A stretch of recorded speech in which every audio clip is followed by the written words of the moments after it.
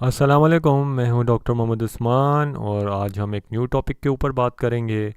अगर आपने अभी तक मेरा यूट्यूब चैनल लाइक नहीं किया है और सब्सक्राइब नहीं किया है तो आज ही जाइए और उसे लाइक और सब्सक्राइब करें ताकि आप अपडेटेड रह सकें हमारे न्यू ऑफ़र और अपडेट्स के साथ।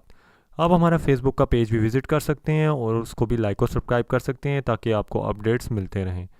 सो आइए बात करते हैं आज के टॉपिक के ऊपर।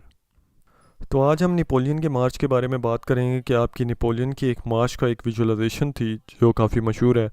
और वो आपकी स्टार्ट हुई थी कि आपके पास 1812 के अंदर एक रशियन कंपेन था। तो मिनारेट एक आपके पास जगह थी, वहाँ से मॉस्को तक उसकी आर्मी गई थी। तो उसने एक पूरी एक इस किस्म की विजुअलाइजेशन बनाई थी जिसके ऊपर वो ये बताता है कि आपके पास जो है एक आर्मी है, उसके पास आपके पास टेम्परेचर सेल्सियस है और उसके अलावा जो आर्मी की साइज़ है, विड्थ है और उसकी लोकेशन। ये सारी चीज़ें उसने एक ये जो हमारे सामने ग्राफ है इसके अंदर डिस्प्ले की थी। तो हमने अभी ये देखना है कि अगर हम इसको रीडिज़ाइन करके पढ़ते हैं तो हमारे पास ये तफ्ती की जो नेपोलियन मार्च है ये हमें क्या बता रही है। तो रीड करने से हमें ये पता चल रहा है कि आर्मी का साइज़ जो है किसी टाइम के ऊपर जो है 4,72,000 था। उसके अलावा जो है टेम्परेचर जो है -33 से लेकर जो है -11 तक भी गया है। और टेम्परेचर जो है वो इंक्रीज़ डिक्रीज़ भी होता रहा है। फिर जो है आपके पास इससे हमें ये पता चलता है कि ब्लैक लाइन जो है वो हमें उस रूट का बता रही है। और जो हमारे पास जो स्किन है वो हमारे पास जो है इन्वेजन को बता रही है, बेसिकली जो आपकी आर्मी मूव करती गई और उसके बाद आर्मी का साइज़ आपके पास कम होता गया। अब इसको अगर हम प्रॉपरली देखें तो हमारे पास जो है जो विड्थ ऑफ द टैन है, ब्लैक लाइंस जो हैं हमारे पास यहाँ के ऊपर। तो ब्लैक लाइंस जो हैं वो हमें ये बता रही हैं कि साइज़ ऑफ नेपोलियन आर्मी जो है वो डिफरेंट टाइम्स जो है मार्च के टाइम वो कितना था। कि जैसे हम देखें स्टार्ट के अंदर कम था और इंक्रीज़ होते होते आपके पास एंड के ऊपर वो जो है थोड़ा ज़्यादा हो गया। इसके अलावा जो है ये आपके पास जो मैप है वो कैजुअलिटी भी बता रहा है कि कितनी जो आर्मी जो है उसकी लड़ाई की वजह से, वेदर की वजह से या टेरन की वजह से वो डिफीट हो गई। तो जो आपके पास नीचे जो टेम्परेचर के रिकॉर्ड्स हैं वो आपको ये भी बता रहे हैं कि जब टेम्परेचर ज़्यादा होता गया तो कैजुअलिटी रेट जो है वो आपके पास जो है ज़्यादा था, जब टेम्परेचर कम हुआ तो आपके पास कैजुअलिटी रेट जो है वो कम था। तो बेसिकली दो आपके पास ये देखें कि दो डिफरेंट वेरिएबल्स को उसने एक ही टेम्परेचर वाले ग्राफ के साथ लिंक करके बताया हुआ है।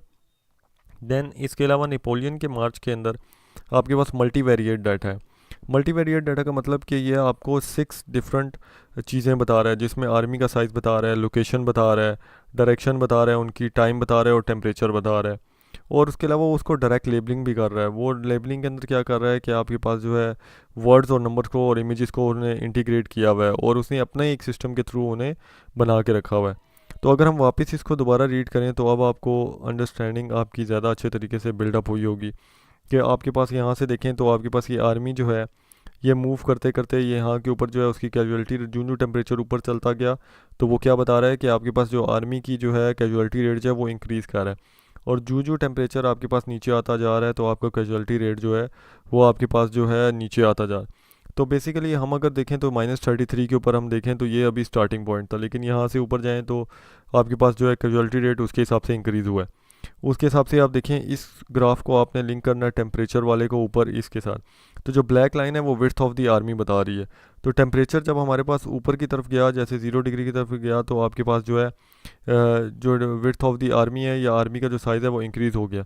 तो इससे हमें ये पता चलता है कि ये जो आर्मी है ये यहाँ से इस साइड से मेनर साइड से लेफ़्ट साइड से आपकी मूव कर रही है मॉस्को की तरफ। और उसके टाइम ये रिट्रीट्स और ये इन्वेंशन हुई हैं और वहाँ पे ये उनकी लड़ाइयाँ हुई हैं। और साथ उसने ब्लैक डॉट से आपको ये भी बताया कि रीट्रीट कहाँ पे हुई है, आपके पास जो है किस किस जगहों के ऊपर जो है आपके कॉजेज़ या प्रिपरेशन हुई हैं। और ये टोटल एक ओवरऑल आपको व्यू देता है। हमारा इसको पढ़ने का मकसद ये था कि आपके पास जो भी ग्राफ आप बना रहे हैं उसके अंदर आप मल्टीपल वेरिएबल्स को किस तरीके से डिस्प्ले करेंगे और मल्टीपल जो आप डायमेंशनल डाटा है आपके पास उसे स्केलर या वेक्टर के अंदर आप किस तरीके से बताएंगे। तो ये एक उसकी एग्जांपल थी जिसके ऊपर आप जो है अपनी जो विजुअलाइजेशन है उनको डिज़ाइन के ऊपर बिल्डअप करते हैं और उनका जो कंटेंट होता है वो उसकी बेसिस के हिसाब से होता है।